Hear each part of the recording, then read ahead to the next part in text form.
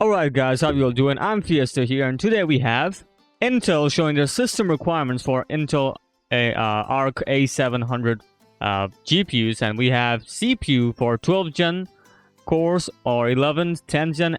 This is the minimum that they're going for. That's the hardware configuration that they're requiring for Intel Arc, which is very strange. They're just going for 10th generation, and that's it, because, you know, there are many other users out there using 8th generation or 9th generation. But anyway, yeah, they're going for 12th generation, 11th, and 10th for AMD 5000 and 3000 series. So again, they're limiting the CPU users, I guess. So that's, and also they're excluding AMD 3000 series, G series of processors. So that's also weird. But anyway, their motherboard support will be Intel 6000 series, 5000, and 4000, which again supports these processors only. And AMD 5000 series of boards with smart access memory. Again, if you look into it, they're requiring resizable bar and smart access memory for their GPUs. And there's a reason for that, because their benchmarks will favor more with the resizable bar support, because without it they kind of underperform. And if you want to look into the benchmarks, it's already, I believe, out there in the YouTube, so you can look into it. And next up we have MSI pricing of their B650 motherboards that got leaked here. And if you look into it, it's not good news. It is not a good news, because the maximum pricing here, if you look into it, is 3,329 USDs for the B650 Carbon Wi-Fi, and the minimum, which is the most surprising because this time everything expensive, is the minimum one is B650 MA Wi-Fi getting 189. Yeah, so no $150 motherboards this time around for the B650. This was supposed to be, you know, the budget friendly ones, but they're not budget friendly anymore, because the minimum, which again, will including VAT, I believe is going to hit 200. So, yeah, that's bad. And other models, if you look into it, B650 Edge Wi-Fi getting USDs of 289. B650i Edge Wi-Fi getting 239. B650 Tomahawk, which is the most popular model of MSI, right now is 239. Previously, it was way below that. Less than 200, that's for sure. And now we have 239 for Tomahawk. And also, even for motor, it was, you know, cheaper models, but now it's not really cheap because it's 219 USDs. And of course, B650P Wi-Fi is getting at 209. So yeah, that's a bad news for the users out here for going for the budget build, because it seems like 7000 series of AMD will not get any budget motherboards, that's for sure, because looking at this pricing, it tells you that other companies might do the same thing. So I don't know, we'll see. And next up we have Judgement. This is a game that I've never played before. I should play this because they're supporting Intel XeSS, right? That's right, Intel XeSS is right here, as you can see. Support added for Intel XeSS with addition of FSR 2.1 native quality. So they're adding FSR 2.1 and Intel XeSS at the same time.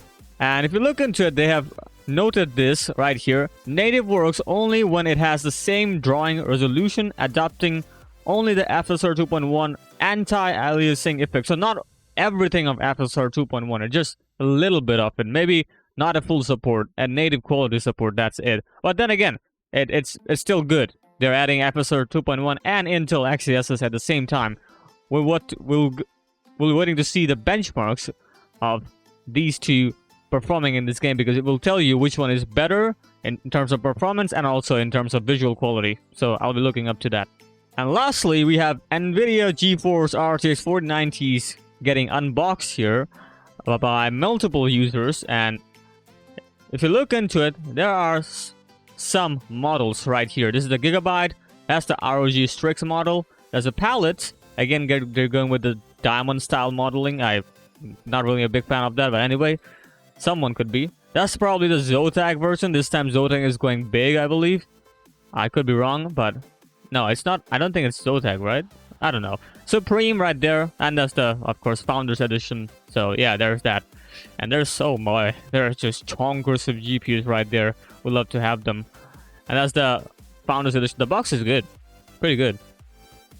Yeah, it looks good. With the banana, of course. That looks weird. Yeah. And that's the Gigabyte model. Again, with the banana, but let's ignore that. But yeah, that's the Gigabyte model. Probably the gaming OC, I believe. And that's the Supreme X with the water-cooled AIO. So that's probably 360mm, I believe. That's what I've heard, I think. I could be wrong, but yeah. That's the AIO coming with the Supreme X model. Probably there's another model of Supreme X without the AIO cooler, you know, just regular fans. So yeah. That's the same thing. AIO, of course. Yeah, this is the, not Zotac, it's iChill, not eChill. It's iChill by Inno3D. Damn, that looks good. Honestly. And that's the Neptune model from Colorful iGame, and it's completely white. Yeah, we've already seen this before, but now we have a much better picture. Not a rendered model, a physical model, and it looks nice. A white building, you know, PC building would look nice with this one, that's for sure. And that's probably the iTome. This is, I never heard of this model company before, but yeah, I guess it exists. I mean, to be honest, I don't care. 4090 is a 4090, but to be honest with you, it's expensive. So yeah, that's the iTome model. Again, a white variant. So yeah, pretty interesting. All right, that is it for today. Not too much of a news, you know. And yeah, what do you think about the Intel XeSS getting support? Of course, they're gonna be nice, that's for sure. And what do you think about the pricing of the MSI boards? You know, the motherboards. Do you think that's expensive? I think it is pretty expensive because, like, you know, for budget B650 boards, it should be, you know, around 150. But they're pricing it around, the minimum one was 189. Then again, with VAT, it's gonna hit 200 anyway. So I don't think it's a good pricing because that just restricts a lot of users who are gonna build, you know, the budget build. And most of us are building a budget, you know, PC here. And now it seems like we cannot because MSI at least is not offering any card below 200 USDs. Only one model, but then again, as I said, with VAT, it should increase to 200 in other countries, you know, or even more. Who knows? But yeah, let me know what you think about the MSI models getting overpriced. Is it overpriced? I don't know. You tell me. And have a good day.